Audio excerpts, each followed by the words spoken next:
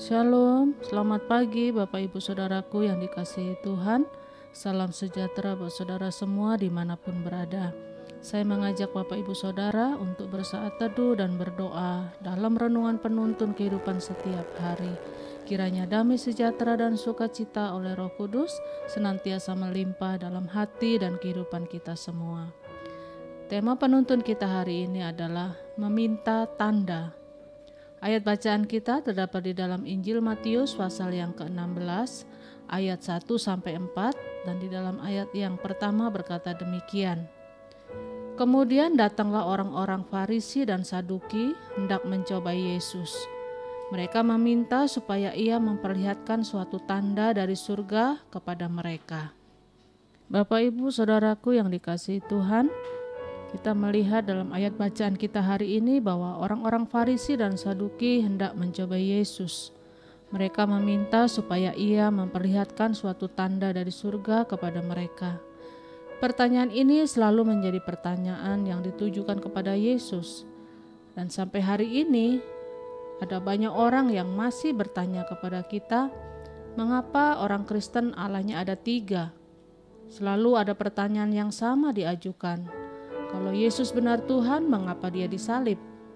Kalau Yesus benar Tuhan, mengapa dia mau menjadi manusia? Atau kalau Yesus benar Tuhan, mengapa dia dilahirkan dari rahim Maria? Tetap saja masih ada pertanyaan yang meragukan bahwa Yesus itu adalah Tuhan. Bahkan ketika Yesus dicobai, iblis datang kepada Yesus dan berkata, "Jika engkau anak Allah, jadikanlah batu ini menjadi roti." Tidak tahukah iblis bahwa Yesus adalah anak Allah? Iblis tahu persis bahwa Yesus itu adalah anak Allah sendiri. Tetapi iblis mencobai dan meragukannya dengan berkata, "Jika engkau anak Allah." Tanda-tanda inilah yang akan selalu diminta oleh orang dari kita sebagai orang percaya. Tetapi jika kita pelajari ayat-ayat bacaan hari ini, kita akan mengerti bahwa tanda-tanda kuasa Allah bukan tanda-tanda jasmani.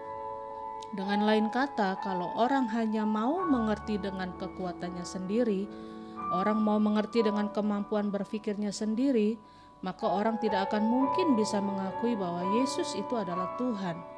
Mengapa?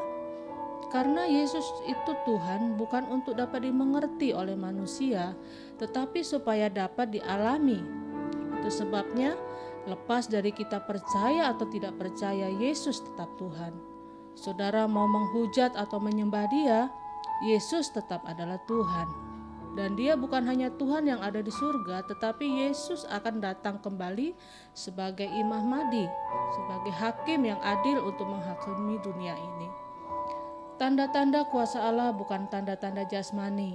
Itu sebabnya seringkali kita tidak bisa mengerti dan memahami, tetapi waktu kita buka hati dan percaya, itu berarti dengan roh kita menerimanya. Dan Roh Kudus yang akan memberi pengertian kepada kita bahwa Yesus bukan hanya salah satu dari Tuhan, Yesus bukan hanya bagian dari Allah, tetapi Yesus adalah Tuhan dan Allah itu sendiri yang mengerjakan mujizat dan kemenangan buat hidup kita. Yang kedua, kita belajar bahwa tanda-tanda kuasa Allah adalah tanda dari firman Allah. Berarti kita harus memahami dan mengerti firman Allah sehingga kita dapat mengenal bahwa Yesus adalah Tuhan. Dalam ayat yang keempat, Yesus memberikan tanda dari firman. Mengapa?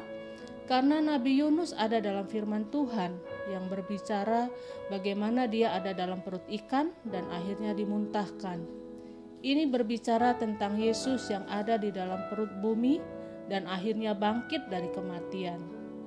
Tetapi yang menarik, Yesus tidak menjelaskannya secara terbuka, tetapi Yesus berkata, tidak ada tanda lain selain tanda Nabi Yunus. Tidak ada penjelasan apapun tentang Nabi Yunus. Dengan lain kata, Yesus mau berbicara, kalau kamu mau memahami kuasa Allah, lihatlah firman Allah.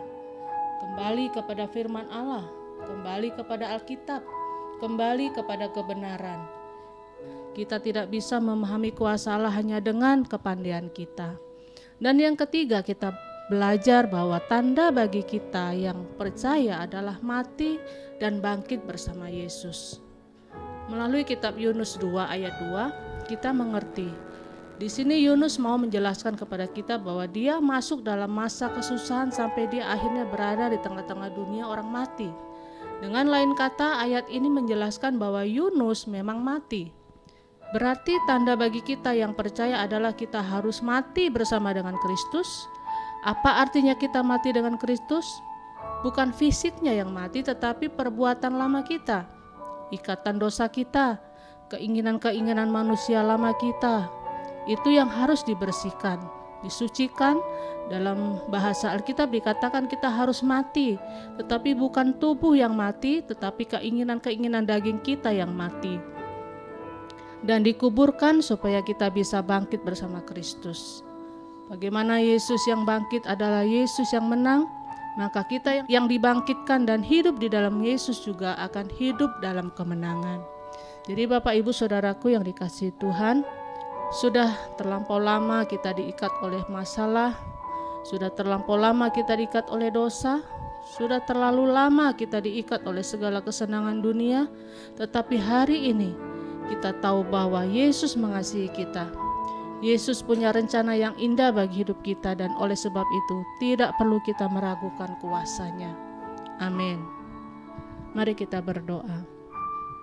Bapa, kami bersyukur buat firman-Mu pagi hari ini yang begitu jelas memberikan pengertian kepada setiap kami bahwa sesungguhnya apapun yang dikatakan orang, kami tetap percaya bahwa Engkau adalah Allah yang berkuasa atas langit dan bumi.